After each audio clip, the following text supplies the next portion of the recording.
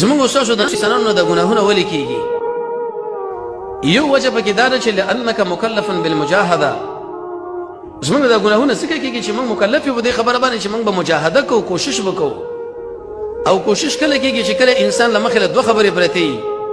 یو طرف ناکامي ده او بل طرف چې د کامیابي. کله چېرته کوشش وکړي د کامیابۍ نتیجې په لاس راځي، که کوشش ونه کړي د ناکامۍ، نو الله عز وجل زمونږ نه کله کله دا ګناه صادر کړي. شیخنا و امامنا شیخ الاسلام ابن قیم رحمه الله فرمایي انسان چې څومره بوډا ولی نشي، الله عز وجل په دې انسان کې اقوی شهواني ختموي نه، هغې پکې ساتلې ده، هغې پکې برقرار پرېښودلې ده، تر څو پورې الله عز وجل دغه انسان په امتحان کې واچو وګوري چې دا د پردۍ زنانه له ګوري که نه ګوري، دا د پردۍ زنانه باره کې دا خبره کوي که نه کوي، دا د پردۍ هغه ځای کې چې قرآن و سنت منع کړې ده، دا لاس اوږدوي که نه اوږدوي، هغې طرف باندې قدم وهي که نه وهي، موږ نه دا نه سلبوي. دویمه وجه دا ده زمونږ استاسو نه دا ګناهونه په دې وجه باندې کېږي لیدوم تضرعک الیه عز وجل، چې زمونږ دا بندګي او زمونږ عاجزي الله رب العزت له همیشه دوامداره پاتې شي. که زمونږ نه چېرته ګناه نه کېدلې او ټول عمر په دې نیکۍ کې واقع وې، د ضریر په اندازه باندې ګناه زمونږ د بدن نه صادرېدی نه، بیا موږ د الله عز وجل داسې اطاعت نه کولو. کله چې زمونږ نه ګناه وشي نو ایسته موږ را منډه کړو رب العالمین لمونځ وکړو، صلات التوبه، د هغې نه وروسته بیا استغفر الله ووایو، د هغې نه وروسته بیا څه مالي صدقه د الله عز وجل په دې لاره کې خرج کړو، رب العالمین له په وسیله کې دا پېښ کړو چې یا الله دې ځای کې زما نه دا ګناه وشو، دا ګناه وشو، دا ګناه وشوه، د دې د کړنې د دې د عمل د وجې نه زما دغه ګناهونه ته معاف کړه. د دې به دا مقصد نه وي چې موږ د ګناه له کار ووایو،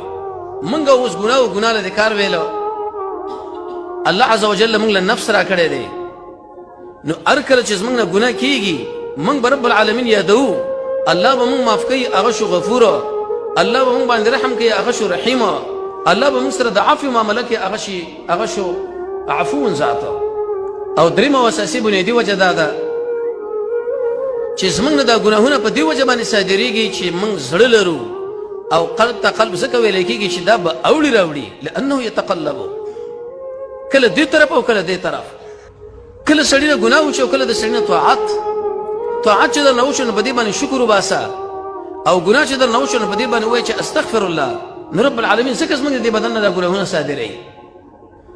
څلورمه وجه علماو لیکلې ده زموږ د ناکاره مجلسونو، د خرابو ملګرو، د بې پیتي انډیوالانو نتیجه به دی چې الله عز وجل د هغې د وجې نه زموږ د بدن نه ایسته ګناه صادرېږي. پنځم اساسي بنیادي وجه دا ده چې زموږ نه ګناه ځکه صادره شو چې موږ ګناه کړې ده. انسان چې ګناه وکړه بلې ګناه له دیکه کي، بلې ګناه له دیکه کي، بلې ګناه له دیکه کي. عبدالله ابن مسعود فرمایي داسې مرتبې له ورسېږي ګناه بیا دله داسې معلومېږي لکه مچ د پوزې په دې جانب باندې ناسته یا په دې بل جانب باندې، او موږ تاسو سمقه درجه کې واقع یو. د سره په دې باندې پوهېږم نه چې دا ګناه ویلی شي سله. دې مثال په واقع نفس الامر کې دا ده لکه یو سړی دی او هغه پوډري شوی دی، په دې ګندګۍ کې پروت دی، د خرابو ملګرو سره ناست دی، که دقه پوډري یو سړی راوالي او داسې یو باغچې له ویسي، یو اسپتال له ویسي، یو د تهذیب او صفا ځای له ویسي،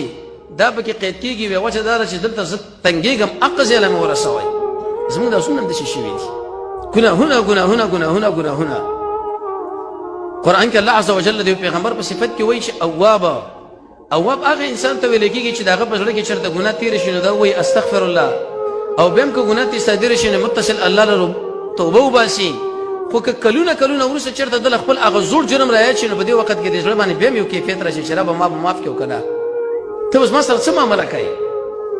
شپږمه وجه دا ده چې اصل کې موږ د خواهش پرستۍ پسې روان یو. نفس له چېرته موږ په دې نفس باندې خپې د جوختې ایښودلې نه دي، دله مو داسې کورې غوندې ویلی نه دی، بلکې زموږ د نفس څه خبره کړې ده موږ یې د فرمایشات پوره کړي دي. نه، الله عز وجل فرمایي ونهى النفس، هغه انسان د جنت والا دی چې د خپل نفس بند کړي د خواهش نه. نفس ته لوی پردۍ زنانه له وګوره نه ګورم، نفس ته لوی چې غیبت وکړه نه کوم، نفس ته لوی حسد وکړه نه کوم، نفس ته لوی قتل وکړه نه کوم، نفس ته لوی دروغ ووایه نه وایم. حدیث کې راځي رسول الله صلی الله علیه وسلم فرمایي مؤمن انسان میدان د جنگ پرېږدي، بخل کوي خو دروغ نه وایي، دروغ چې څوک وایي د مشکات جلد ثاني کې دغه حدیث د ایمان مسله لاړه ته وګوره چې مو ته دروغ لګوي کو زیات اگر که مرتکب د ګناه کبیره